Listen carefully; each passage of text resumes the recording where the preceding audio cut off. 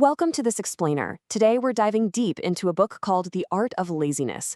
And honestly, we're going to deliver a bit of a wake-up call about how exactly you're spending your days. It might even get a little uncomfortable. But hey, if you constantly find yourself waiting for tomorrow to finally start living, well, you are absolutely in the right place. We're going to break down the crucial mindset shifts and the real, practical steps you need to kick procrastination to the curb, all based on the awesome insights from this source material. Let's get into it. 3,700. So if you live an average lifespan, around 72 years or so, you literally only get about 3,700 weeks on this planet. That is the whole shebang. Now, sure, it might sound like a huge number at first glance, right? But think about this. If you're 30 years old right now, you've already burned through 1,500 of them. The source points this out not to give you an existential crisis, I promise, but to completely burst that bubble we all have that our time is endless. Every hour you spend just kind of zoning out on the couch, that's an hour permanently deducted from a very, very finite bank account. So, to really shake us out of our default lazy settings, the text hits us with this super powerful filtering question. I want you to imagine projecting yourself way into the future. You're 80 years old. You're looking back at your whole life. Are you going to be satisfied that you just lived the way other people expected you to, or that you spent literally thousands of hours just scrolling on your phone? Or are you going to feel that massive, heavy burden of wishing you had just done things differently? Which brings us to Section 1. Time is running out and the real cost of laziness. You see, waiting around for the perfect time to do something is a seriously dangerous illusion. It leads straight into those heavy regrets we just talked about. Things like not doing what you genuinely love, just wasting time being idle, working incredibly hard but having absolutely nothing to show for it, or, totally neglecting your health, or skipping out on traveling back when you were young and actually had the energy for it. And notice how every single one of these stems from inaction. It comes from choosing that easy, comfortable couch today over the hard, meaningful actions that actually build your future. Paulo Coelho actually nails this perfectly. He says, one day you will wake up and there won't be any more time to do the things you've always wanted. Do it now. It's such a brilliant way to capture the sheer urgency we need to have. If you want to start a business, the absolute best time is right now. If you want to get to the gym, right now. The source makes this super clear. We have to stop just handing easy answers to our brain and start asking it hard questions to force it to actually find a way forward. All right, moving on to Section 2, taking 100% responsibility and finally stopping the blame game. Winston Churchill hit the nail right on the head when he said, "The price of greatness is responsibility." Look, I get it. Blaming your friends, your family, or your completely exhausting job for your lack of progress, it kind of feels good in the moment, right? It lets you off the hook. It tricks your brain into thinking, hey, I'm just helpless here. But honestly, that mindset absolutely destroys your potential. The harsh truth we've all got to face is this. Nobody cares if you're lazy. Nobody cares if you procrastinate.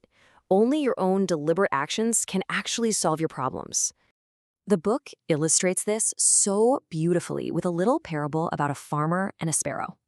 So for days, this farmer kept putting off harvesting his wheat. First, he was depending on his sons to do it. Then, he tried relying on hired laborers. And because he kept waiting on other people, literally nothing got done. It was only on his third try, when the farmer finally threw his hands up, declared he was done relying on others, and went out to do the work himself, that the harvest actually happened. The lesson here? It's undeniable. Nobody is coming to save you. You've got to execute your own harvest. Now, the author actually breaks the world down into just 3 types of people. First off, you've got the majority. These folks, they sit, they wait, and they never even start.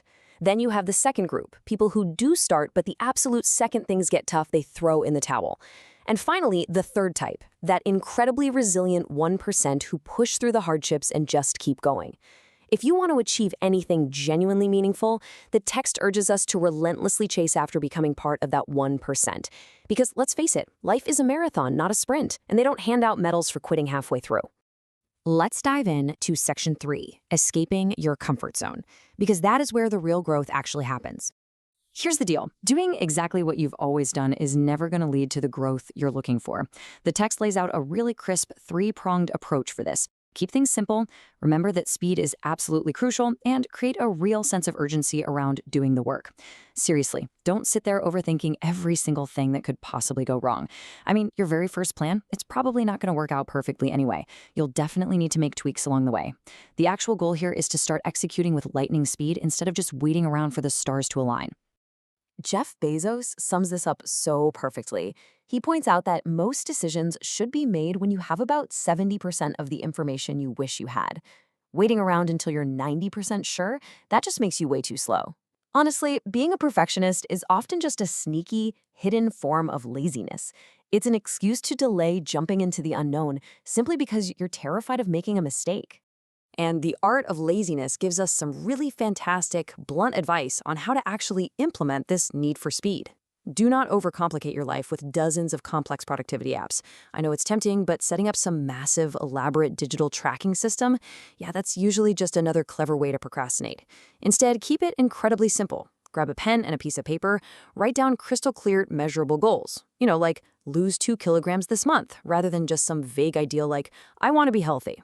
And then, just execute. Go do it. Which leads right into Section 4, the pain of discipline and the art of delaying gratification. You see, every single day, we're staring down this crazy high-contrast choice. Over on one side, you've got short-term pleasure. This is that instant dopamine hit from scrolling through social media or just staying buried in a warm bed. It's super easy, right? But the problem is, it's basically borrowing happiness from your tomorrow. Now, on the flip side, you have long-term value. And this requires delayed gratification. It is hard.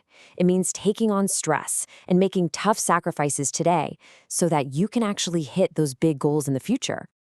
It really all boils down to that famous concept from Jim Rohn. You basically have 2 choices in life.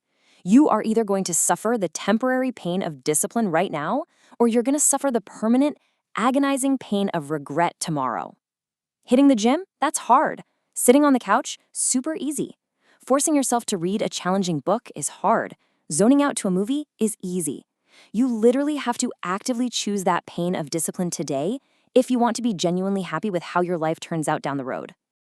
And that brings us to Section 5, embracing risk and perspective, and why there's really no such thing as good or bad. Okay, you have to hear this incredible parable from the text. So a farmer's horse runs away. All the villagers come over and say, "Oh no, that's so bad." But the farmer just shrugs and says, "Maybe." A few days later, the horse comes back and it brings 10 wild horses with it. The villagers cheer, "Wow, that's so good." The farmer, he just says, "Maybe." The next day, the farmer's son tries to ride one of those wild horses, falls off, and breaks his leg. The villagers groan, "Oh, that is incredibly bad." "Maybe," replies the farmer. Well, the very next day, the military rolls into town, drafting all the able-bodied young men for a brutal war. But the son? He's spared because of his broken leg. The villagers celebrate, "That's so good." And once again, the farmer just smiles and says, "Maybe." It's such a brilliant way of showing that we simply can't label wild, unpredictable events, or even our failures, as strictly good or bad. We just have to keep moving forward. Because when we finally stop overthinking everything and we stop being completely terrified of making so-called bad mistakes, we are finally free to just leap into the unknown. Like Mark Zuckerberg said, the biggest risk is not taking any risk. In a world that is changing as incredibly fast as ours is, deciding to just play it perfectly safe and hide out in your comfort zone, that's literally the only strategy that is 100% guaranteed to fail. As we start to wrap up this explainer, I really want to leave you with the ultimate filtering question. The source material suggests asking yourself this one super simple thing whenever you feel that familiar itch to procrastinate, or when a task just feels way too hard. Ask yourself, will I regret not doing this in the future? If your answer to that is yes, well, there's your mandate. You have to do it, no matter how tough or annoying it feels in this present moment. So here is the absolute most crucial takeaway. Time is running out.